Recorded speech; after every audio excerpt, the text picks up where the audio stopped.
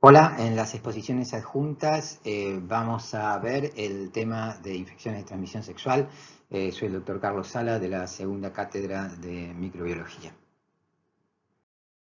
Una forma práctica de recordar la etiología de las infecciones de transmisión sexual es por tipo de microorganismos. Como se lee en la diapositiva, tenemos virus, bacterias, parásitos y también ectoparásitos. Se estiman que existen decenas de enfermedades que pueden transmitirse por contacto íntimo, pero solo un grupo de ellas son las más prevalentes a nivel mundial y se estudian bajo el título de infecciones de transmisión sexual. Las más frecuentes que tienen que conocer todo médico las vamos a mencionar en este seminario. Otra forma de clasificar las infecciones de transmisión sexual es por alguna de sus características clínicas o las lesiones que pueden aparecer en diferentes periodos de evolución de las mismas. Las hay que producen úlceras y entonces a estas las llamamos ulcerativas. Por ejemplo, tenemos la sífilis, que inicialmente produce un chancro, el herpes, que produce vesículas que más tarde se transforman en úlceras, el chancro blando, por el Haemophilus ducreyi, el granuloma inguinal y el linfogranuloma venéreo. Aquellas que se acompañan de un exudado inflamatorio como lesión principal las llamamos exudativas, y entre estas se consideran las uretritis, cervicitis, proctitis, vaginitis y vaginosis. Aquellas que se asocian a tumores las llamamos proliferativas, siendo la más representativa el virus del papiloma humano. Y finalmente otras que incluyen a los ectoparásitos. Comencemos con sífilis. Ubicamos el agente etiológico en una familia con diferentes géneros. Todos se caracterizan morfológicamente por su forma espiralada, de espiroquetas, sacacorchos, etc. Conceptos que ya vieron en micro 1. Cada género está representado por bacterias que dan lugar a enfermedades de diferentes características clínicas.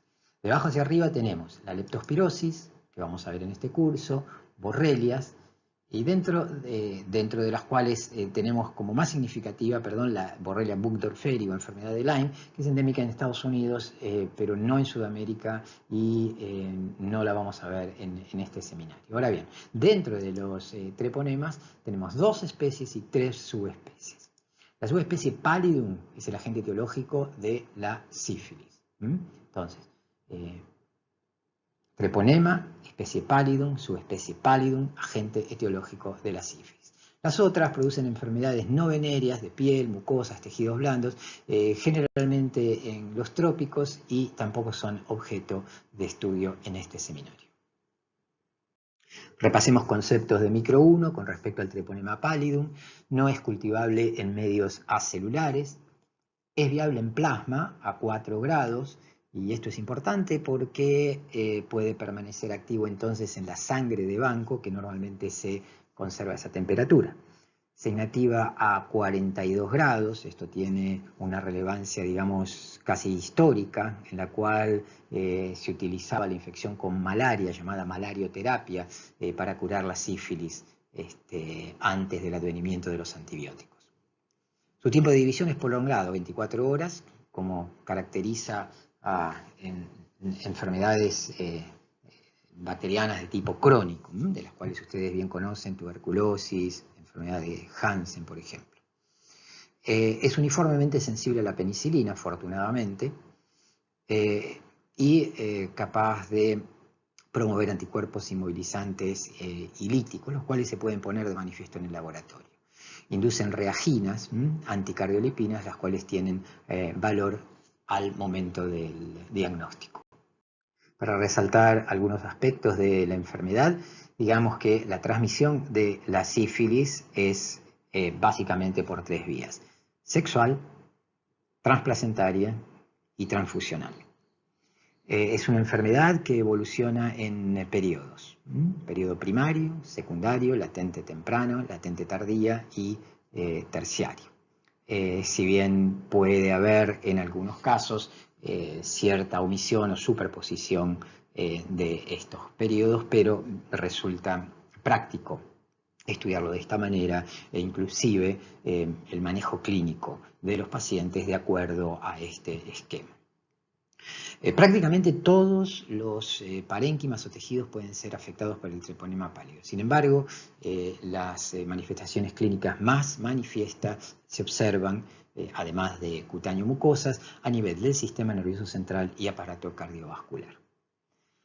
La evolución natural sin tratamiento de la infección es un 30% de los pacientes infectados van a ir hacia la cura espontánea. Un tercio de ellos la enfermedad va a permanecer latente y un tercio va a progresar a lesiones orgánicas graves. Bien, este es uno de los tantos gráficos que ilustran la historia natural de la sífilis no tratada. Como podemos ver de aquí, desde la izquierda, luego de la exposición y de un periodo de incubación, que es entre 9 y 90 días, aparece la lesión primaria o el estadio primario de la infección. Este es seguido por un periodo secundario, un estadio latente, que a su vez se subdivide en latente temprana y latente tardía, y finalmente una proporción de pacientes que ingresan a la fase latente tardía van a desarrollar las complicaciones de la sífilis terciaria. La lesión del periodo primario se caracteriza por el chancro sifilítico. Este puede aparecer en los genitales masculinos y femeninos o también a nivel oral. El chancro es indoloro y cura espontáneamente y sin cicatriz. Esto tiene importancia desde el punto de vista epidemiológico porque si el paciente no llega a la consulta en el momento de tener la lesión, la misma se autolimita, desaparece, el paciente entra en una fase asintomática y perdemos la oportunidad de la consulta precoz. Luego de unas semanas de estar asintomático, comienzan a aparecer las lesiones del estadio secundario de la enfermedad. Estas lesiones son característicamente de palmas y plantas y desde el punto de vista microbiológico se caracterizan por tener una gran carga bacteriana y por lo tanto ser muy transmisibles de la enfermedad. Como síntomas sistémicos, el paciente puede tener cansancio, debilidad, y en el examen físico pueden aparecer linfadenopatías generalizadas, pueden aparecer anginas y puede haber una afección hepática que se demuestra por un aumento en las enzimas, en las transaminasas. El estadio secundario de la sífilis también evoluciona en forma espontánea y resuelve, entrando entonces el paciente en una fase latente. Durante el periodo temprano de la fase esta latente, el cual es generalmente de un año, a partir de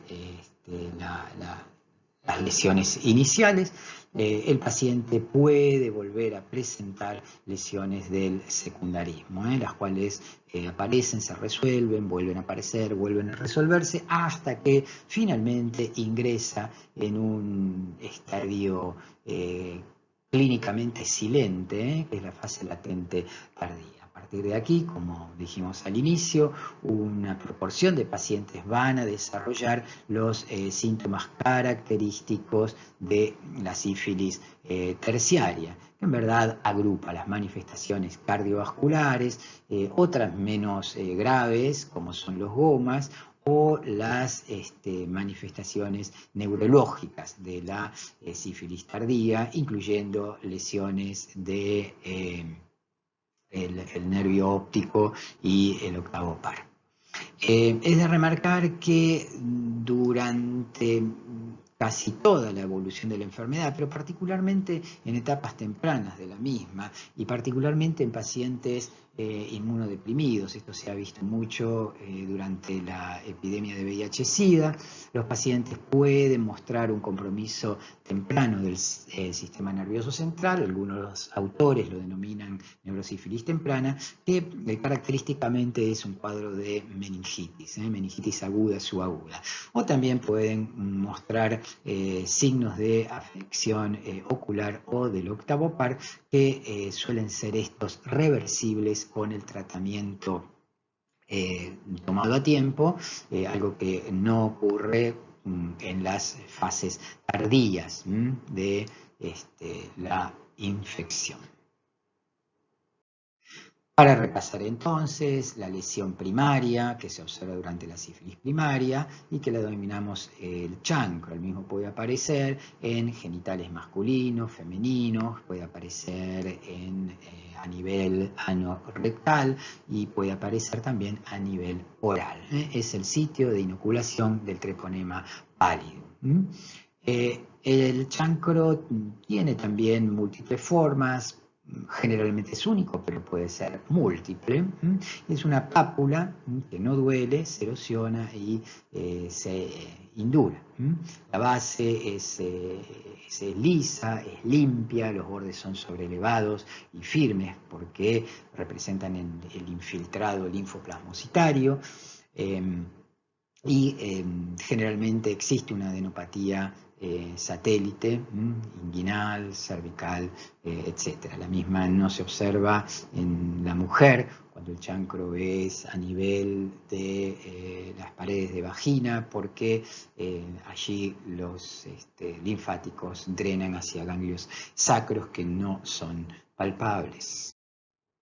Las lesiones del secundarismo son característicamente cutáneo-mucosas y puede ser un exantema maculopapular, predominantemente en el tronco, y la característica lesión en palmas y plantas que orientan en forma inmediata al diagnóstico clínico de sífilis. Por supuesto, hay una gran cantidad de otras lesiones que son algo menos típicas que estas que mencionamos.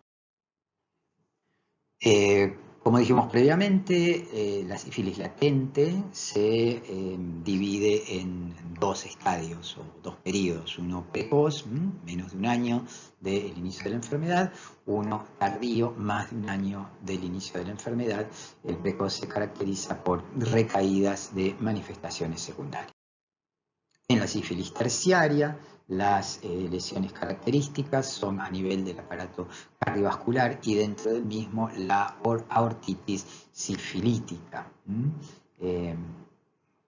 Siguiendo las descripciones de los libros de patología, la trombosis de vasa vasorum de la túnica media de la arteria aorta ascendente es lo que determina la debilidad en la pared muscular de la aorta y la formación de un aneurisma en la porción ascendente de la misma, lo cual durante muchos años fue la lesión característica cardiovascular observada en sífilis terciaria.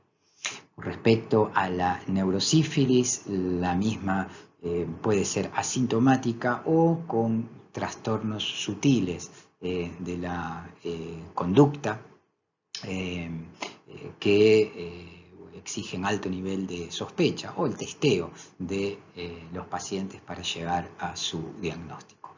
Las formas sintomáticas incluyen una forma meningovascular o de un accidente cerebrovascular y la lesión de los cordones posteriores de la médula a nivel de la médula espinal y a nivel del sistema nervioso central, el compromiso global que da lugar a una parálisis general progresivo.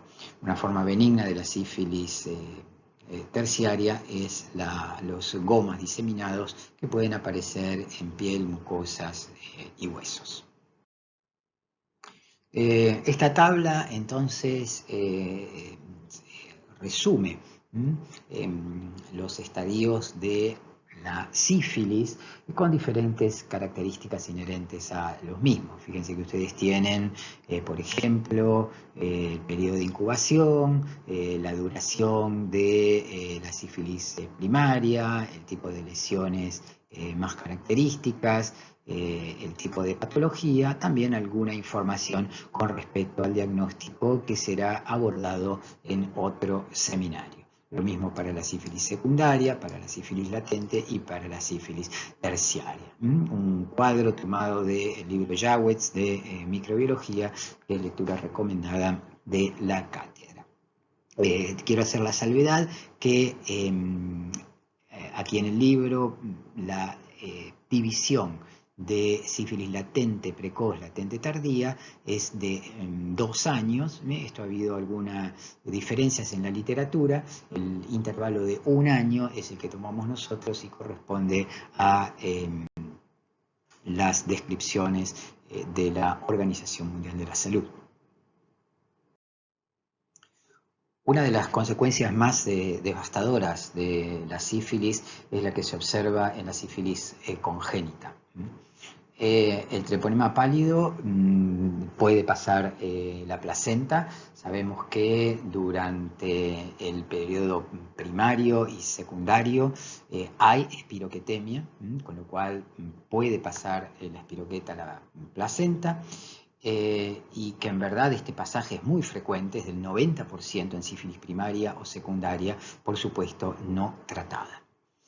El feto se puede infectar durante toda la gestación, o aún en madres que son tratadas justo previo al parto, 1 mes antes del parto, porque, y esto se debe a que la penicilina no tiene tiempo para hacer el efecto esperado, y aún estando la mujer en el tercer trimestre es posible que transmita la infección, particularmente si se encuentra dentro de los periodos primarios o secundarios de la misma.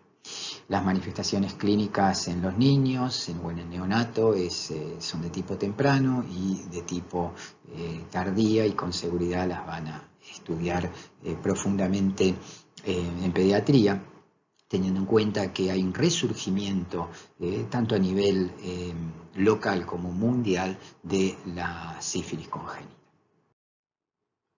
Cuando se biopsian lesiones del secundarismo sifilítico a nivel cutáneo, puede verse elongación de la epidermis entre la dermis papilar, dermatitis de interfase, edema endotelial, el infiltrado linfoplasmocitario intenso, como se ve en la microfotografía de la izquierda. Como dijimos previamente, son lesiones habitadas en las cuales se encuentra el treponema pálido, y aquí sobre la derecha vemos cómo la bacteria es inmunomarcada dentro del infiltrado inflamatorio.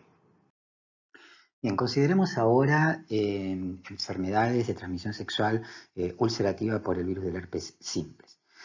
Sabemos que existen 2 tipos de virus del herpes simplex, el tipo 1 y el tipo 2.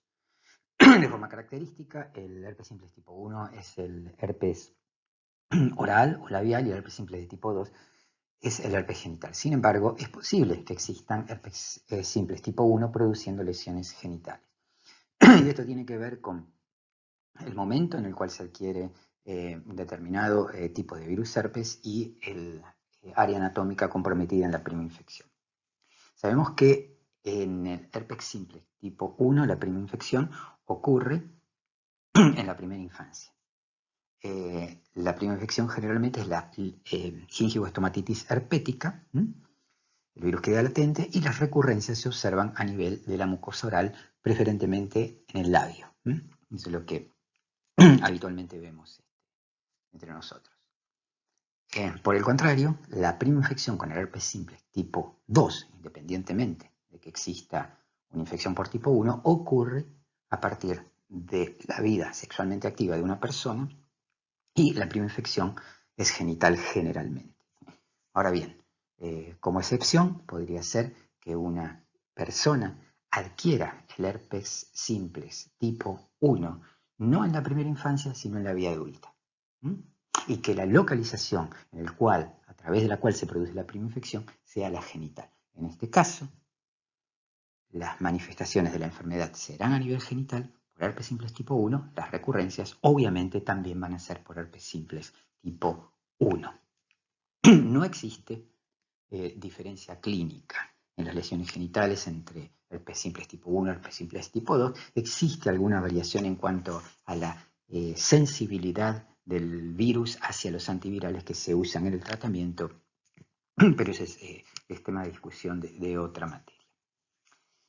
Obviamente, la adquisición del herpes genital se produce por el contacto íntimo entre parejas serodiscordantes. Y está quizás expresado de esta manera intencionalmente porque el individuo que es la fuente de infección podría ignorar su condición de infectado. Esto quiere decir que no necesariamente el herpes genital se transmite de una persona con lesiones genitales, hacia una persona que es virgen de la enfermedad.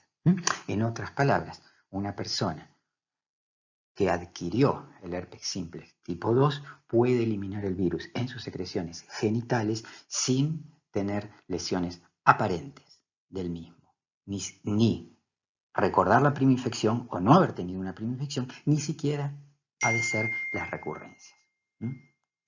Espero que quede claro este concepto. Normalmente la primera infección es sintomática. Normalmente sintomática. Recién acabamos de decir que podría ser asintomática o que una persona no recuerde porque como toda lesión herpética es autolimitada y no deja secuelas. Entonces, generalmente la primera infección del herpes genital es sintomática y es muy sintomática.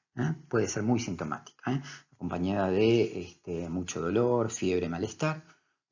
Y recordemos el neurotropismo que tienen los virus herpes, porque no solo ocurre viremia en una cuarta parte de los casos, sino también que durante una primera infección herpética, el dolor de cabeza puede no ser por el cuadro febril, sino que se ha demostrado que obteniendo líquido cefalorraquídeo durante una primera infección herpética es posible encontrar el virus del herpes simplex en el líquido cefalorraquídeo, es decir, en el sistema nervioso central.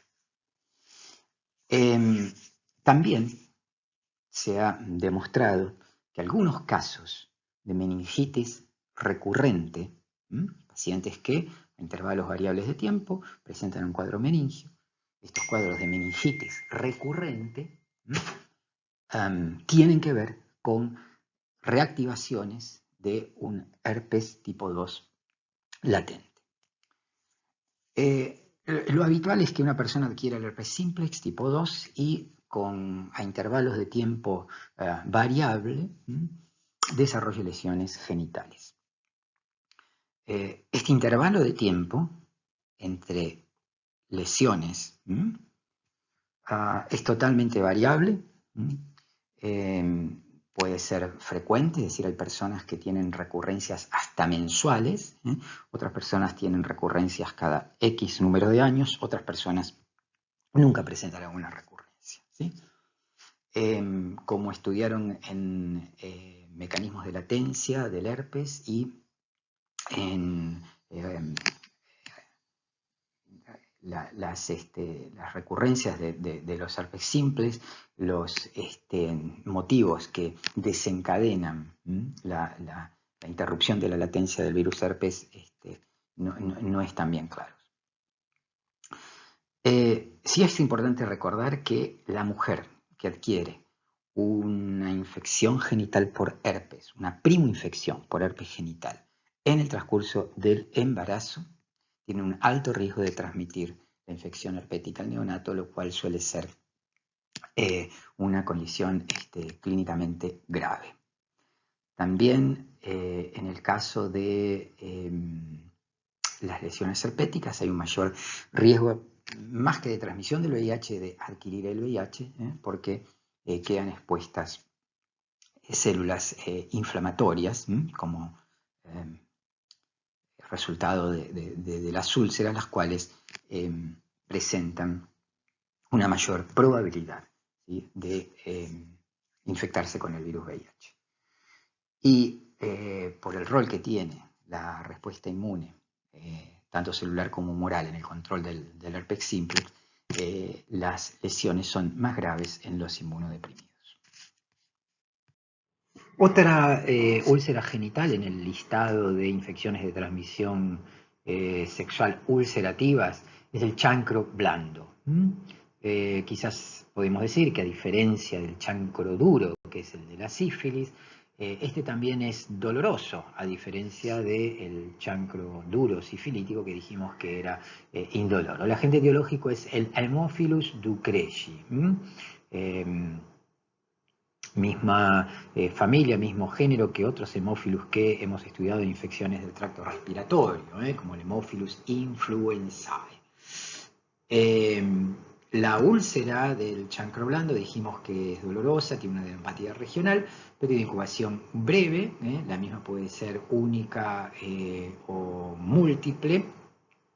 Y el Haemophilus ducreyi, como otros hemófilos, es una bacteria que requiere de medios nutritivos para su desarrollo. En este caso tienen que contener medios con factor 5 y factor 10, que son, digamos, factores de coagulación presentes en la sangre, de ahí el nombre de Haemophilus, ¿sí? Que ama a la sangre. Como nota ilustrativa, el Haemophilus ducreyi también es el agente etiológico de úlceras tropicales en los miembros inferiores, ya no en los genitales, sino en los miembros inferiores, tórpidas, subagudas o crónicas. Sencillamente otro tipo de enfermedad que no tiene que ver con infecciones de transmisión sexual. Entonces, para tener en cuenta, chancro blando o chancroide, así lo van a encontrar en la literatura, se diferencia clínicamente del chancro duro. Fíjense, esta úlcera, una úlcera en saca-bocado, ¿sí? Ya no es la úlcera con el reborde característico del chancro duro. La úlcera no es claro, no es cristalino, no permite ver el tejido, sino que está cubierto de detritus, ¿sí? Y en este caso vemos dos, posiblemente tres úlceras, y acá en el gráfico de la derecha inclusive podemos ver la adenopatía satélite. El granuloma inguinal o la donovariosis, como pueden apreciar aquí en la diapositiva, también es una enfermedad ulcerativa, aunque estas úlceras tienen características bien definidas. Son úlceras extensas, tanto genitales como perigenitales, que afectan piel y mucosas de curso subagudo o crónico. Afortunadamente no son frecuentes en nuestro medio. El agente etiológico de la donovaniosis es la Klebsiella granulomatis, bacteria gram negativa, aerobia, conocida por ustedes del estudio de las enterobacterias también como género.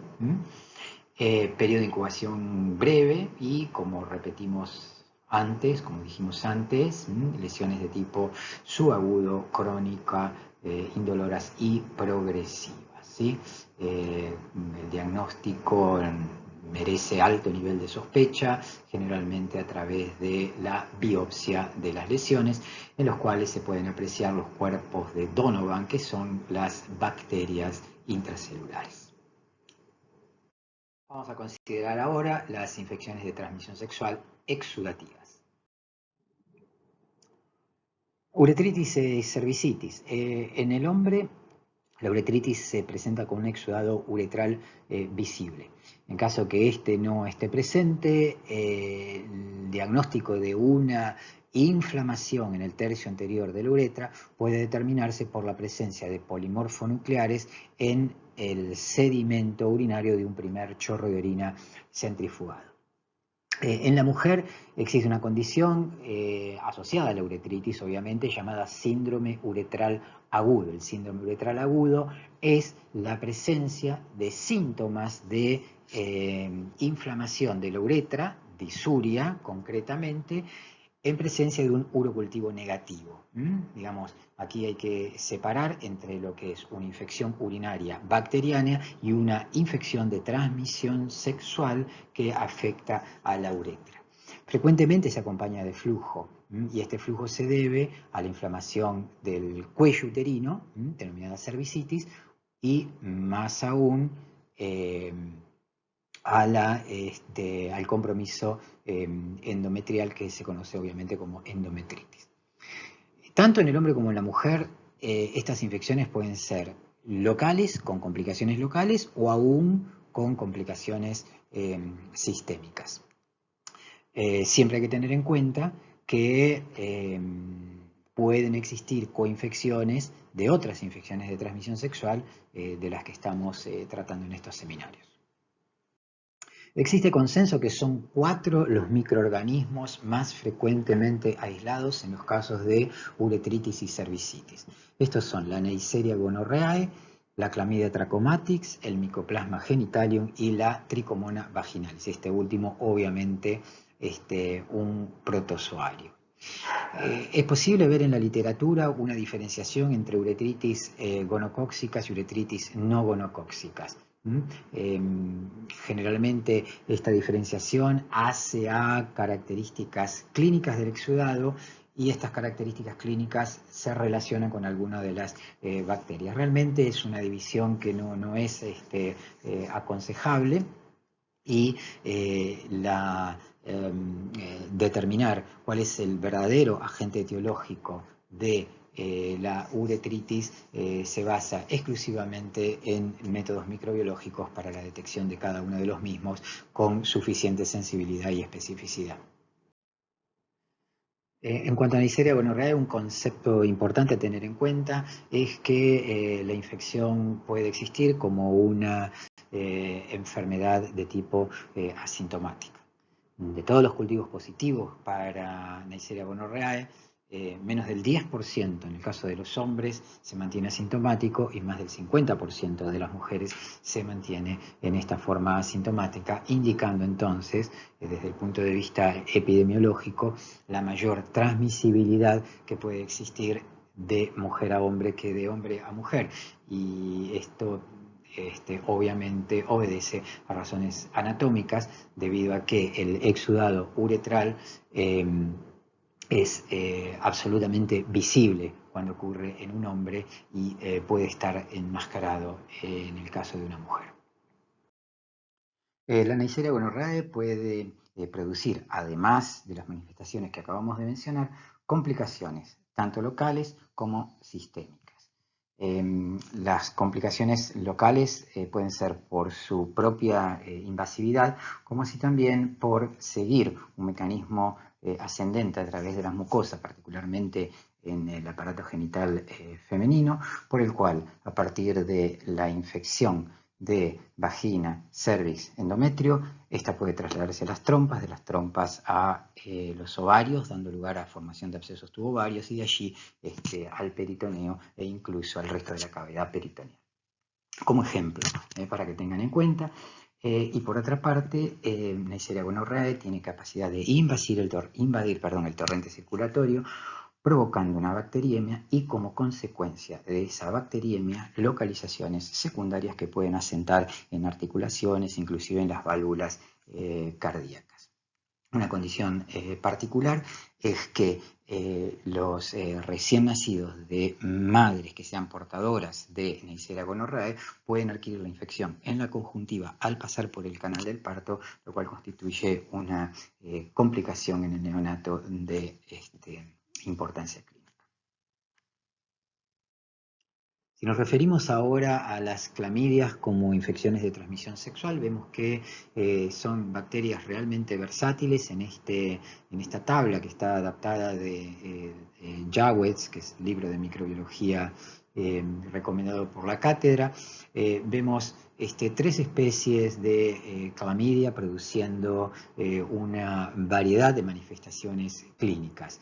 De derecha a izquierda, bueno, clamidia psittaci como agente etiológico de la psittacosis, una infección pulmonar, Chlamydophila pneumoniae, también como agente etiológico de neumonía, y clamidia trachomatis, en la cual vemos que no solo es el agente de infecciones de transmisión sexual, sino también de una infección ocular endémica en el África llamada tracoma.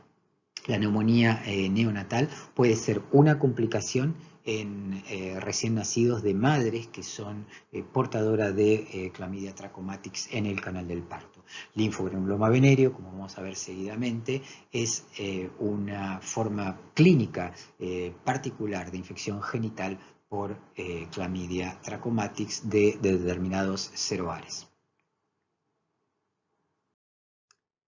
Como vimos entonces en la tabla previa, el linfogranuloma venéreo es una manifestación clínica particular de un particular tipo o serotipo de clamidia trachomatis que llevan la denominación de L1, L2, L3. Fíjense que la enfermedad atraviesa también 3 estadios. Un periodo de incubación breve en el primer estadio de 3 a 12 días, en el cual aparece una úlcera, y de ahí la clasificación entonces como enfermedad ulcerativa, la cual es autolimitada y la mayoría de las veces inadvertida. El segundo estadio, que es el que en el cual generalmente se presentan los pacientes y que ocurre entre 2 y 6 meses luego del contagio, existe una supuración de los ganglios inguinales. Esto se observa en el hombre, los cuales afectan la región inguinal por abajo, por arriba de la arcada de pupar. Característicamente, la piel suprayacente a esta inflamación ganglionar toma un color violáceo y de características edematosas. Finalmente, el tercer estadio, que lleva meses o años de una infección no tratada, muestra las secuelas cicatrizales de los vasos linfáticos afectados en el área correspondiente. La misma se manifiesta con proctitis hemorrágica o absceso, fístulas, estenosis y finalmente la llamada elefantiasis genital. Una complicación local importante de la cervicitis por clamidia trachomatis en la mujer es la llamada enfermedad inflamatoria pelviana. La enfermedad inflamatoria pelviana ocurre por el ascenso de las bacterias a través del orificio cervical externo, comprometiendo el endometrio y a partir del endometrio infectando las trompas de falopio y eventualmente los ovarios. Esto lleva a la formación de un absceso tubo ovárico que al cicatrizar compromete la funcionalidad del epitelio tubario para trasladar el óvulo fecundado a la cavidad endometrial. Como consecuencia de ello, complicaciones mucho más graves como por ejemplo el embarazo ectópico o la ruptura del mismo absceso tubo ovárico pueden desencadenar en procesos que comprometen la vida de la mujer. También el exudado que se colecciona dentro de la trompa de falopio puede caer al peritoneo pelviano, originando una inflamación local o pelviperitonitis que también caracteriza un cuadro agudo de emergencia en cuanto a su tratamiento. Tenemos entonces que la enfermedad inflamatoria pelviana, como acabamos de mostrar, es la diseminación canalicular de bacterias desde la vagina o endocervix al endometrio y mucosas de las trompas de falopio. Se debe notar que gonococo y clamidia, cuando no reciben tratamiento apropiado, son los agentes etiológicos más frecuentes, pero también está involucrado el Mycoplasma genitalium y en ocasiones enterobacterias y aún anaerobios. Como lo dice acá, por definición es una infección mixta, aunque también cualquiera de los agentes de infecciones de transmisión sexual mencionados, con excepción de la tricomona, por supuesto, pueden dar origen al mismo cuadro clínico.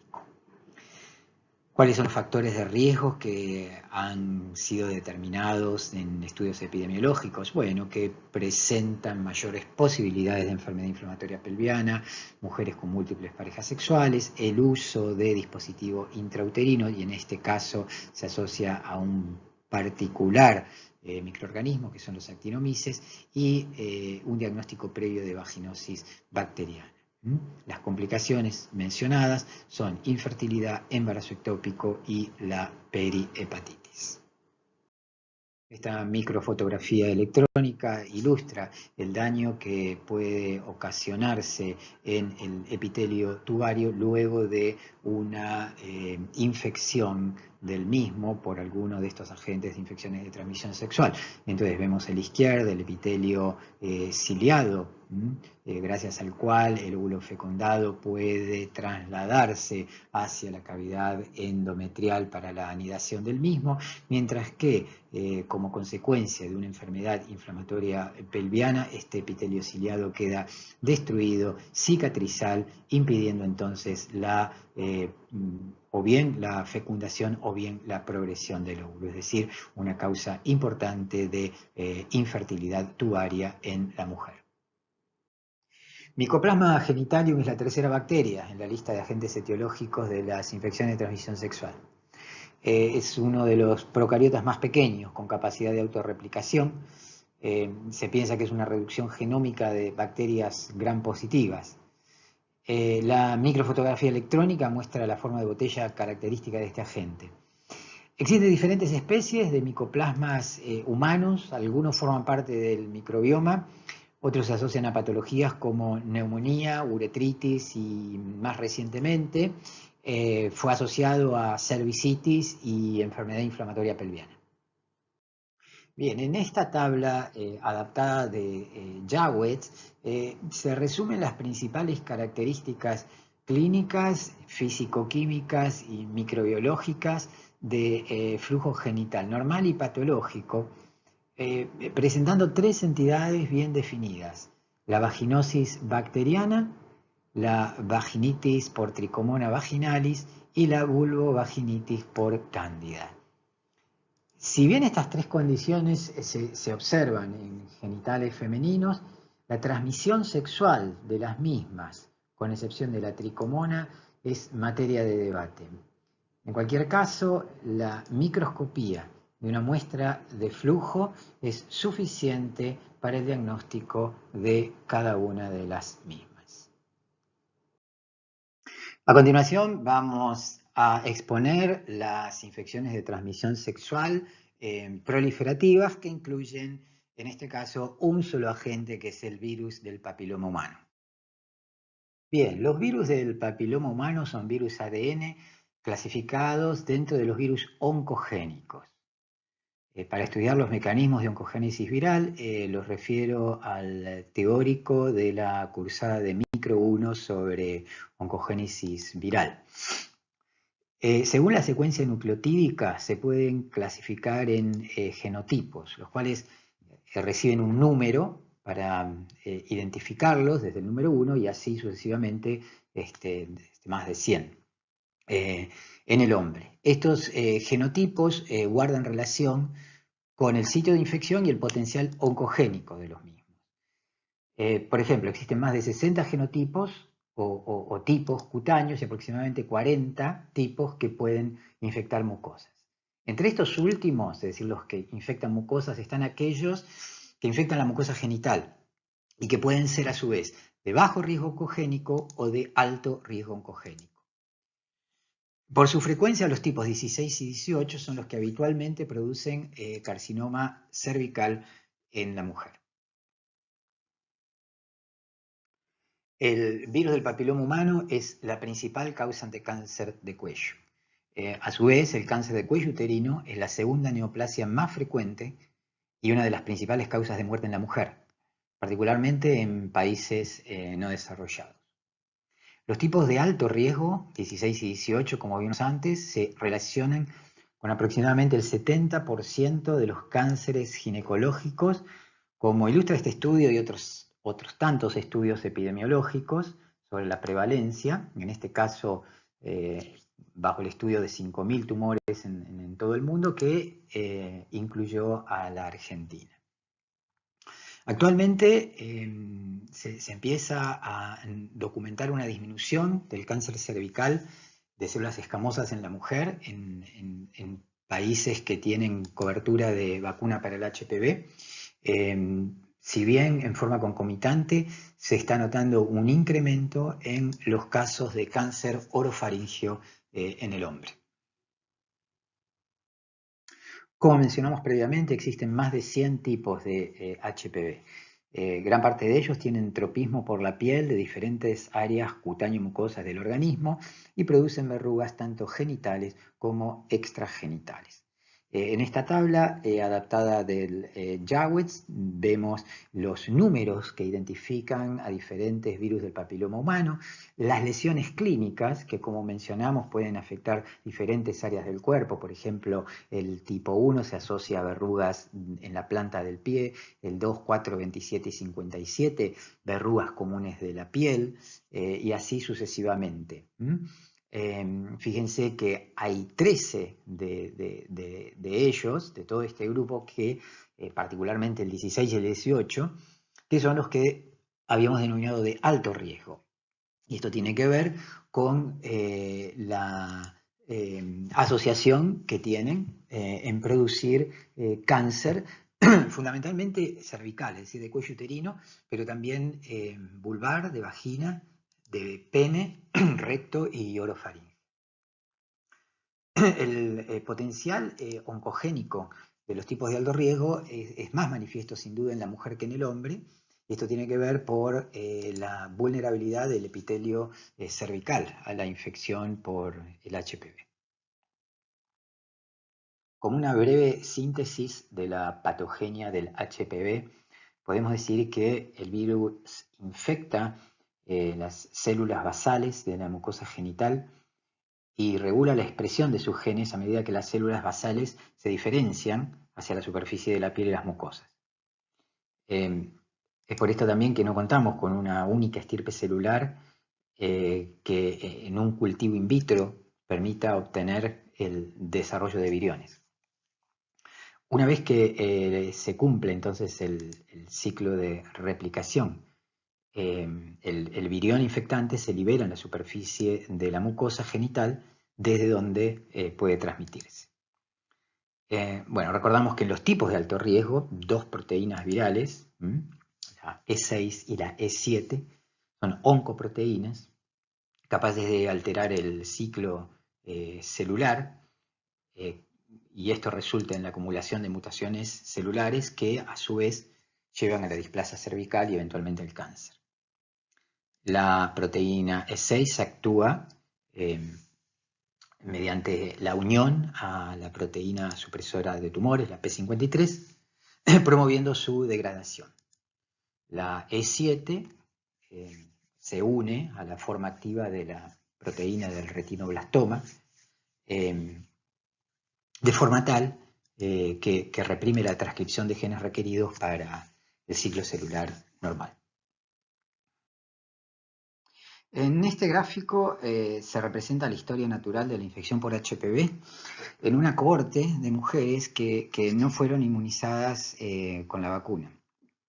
Podemos ver que a partir del inicio de la vida sexual de estas chicas, en este caso marcado como a los 15 años de edad, se documenta un aumento importante en la detección por HPV, representado en esta curva y en verde, lo cual sugiere una alta transmisión de este virus en la comunidad.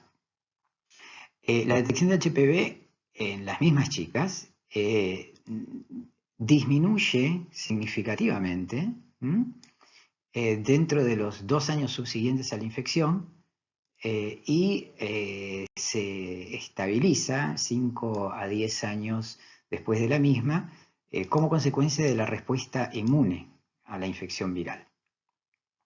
Si bien pueden existir lesiones precoces asociadas a la infección, también las mismas pueden desaparecer o controlarse de manera espontánea. Ahora bien, pasados los 5 años, el clearance de la infección y la regresión de las lesiones se hacen más improbables. En estas pacientes que no pudieron hacer el clearance del virus, es posible ver una segunda curva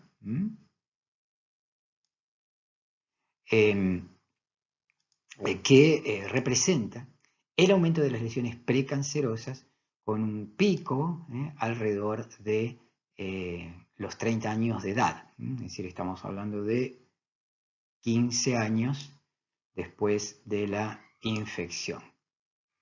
Posteriormente, vemos un tercer aumento, un tercer pico en las lesiones que, en este caso, ya representan el desarrollo del cáncer cervical, el cual frecuentemente se observa en mujeres en la cuarta década de la vida. Entonces, considerando la biología del virus, su historia natural y las lesiones, podemos resumir formas clínicas de la infección por HPV que nos van a orientar hacia el diagnóstico. Entonces vimos que una persona puede estar infectada con el HPV, el cual se mantiene latente. Esto no tiene implicancia clínica, ya que no se observarían lesiones transformantes, ni precancerosas, ni cáncer, pero que sí puede detectarse por la presencia de ADN del virus del papiloma humano en muestras de genitales, ¿sí?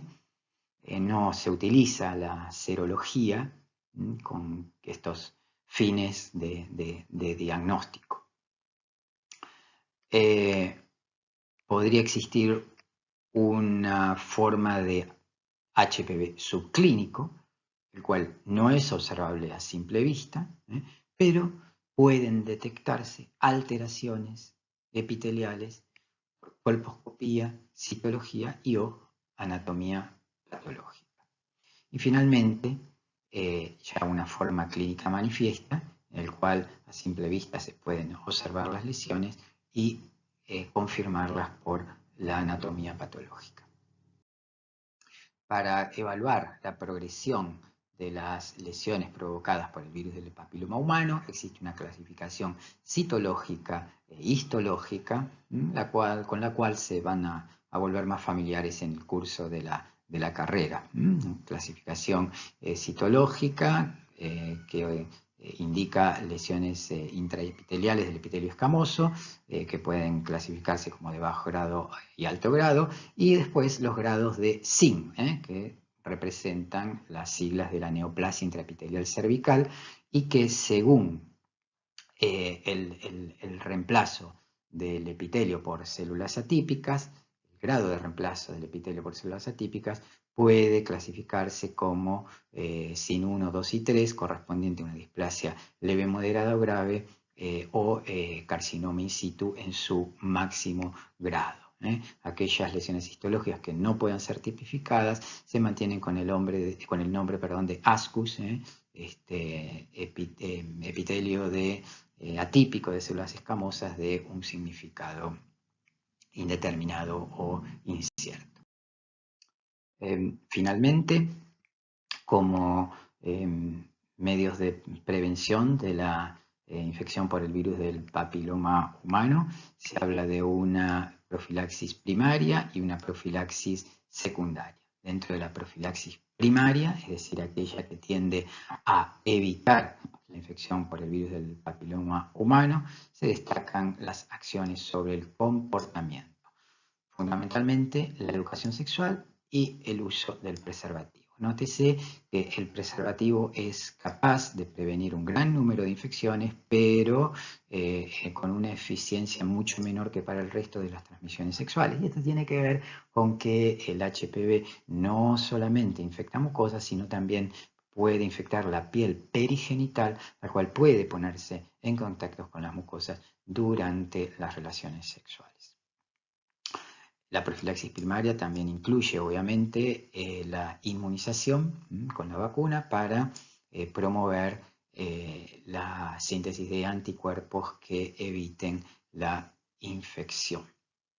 Como medidas de prevención secundaria, es decir, aquellas que se aplicarían una vez establecida la infección por el HPV, y repito la palabra establecida porque como vimos antes puede existir un clearance espontáneo, no solamente de la infección viral, sino también de las lesiones precoces inducidas por el mismo, pero en aquellos casos que escapen a ese periodo, es necesario el diagnóstico y tratamiento precoz de la enfermedad, el cual se logra a través de las políticas de screening, que incluyen el Papa Nicolau, la colposcopía, la detección del virus en el aparato genital femenino.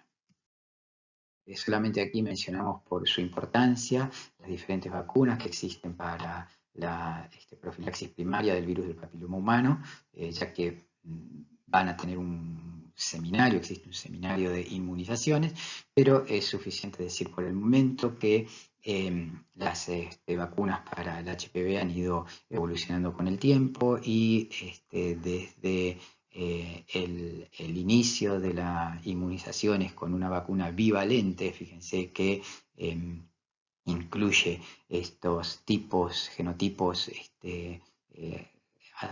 productores de cáncer cervical, en el 70% de los cánceres cervicales que ya mencionamos, 16-18, se fue extendiendo hacia una cuadrivalente, incorporando otros genotipos, ¿sí?, que con menos frecuencia podrían producir cáncer genital, y finalmente la de última generación, la última vacuna disponible, también cubre genotipos no solo oncogénicos, sino también algunos de ellos productores de verrugas genitales. Y aquí tenemos abajo la indicación actual para la aplicación de estas vacunas. Gracias por la atención. Los invito a ver los seminarios que siguen, que se refieren al diagnóstico de las infecciones de transmisión sexual, que complementan los contenidos de este tema. Gracias.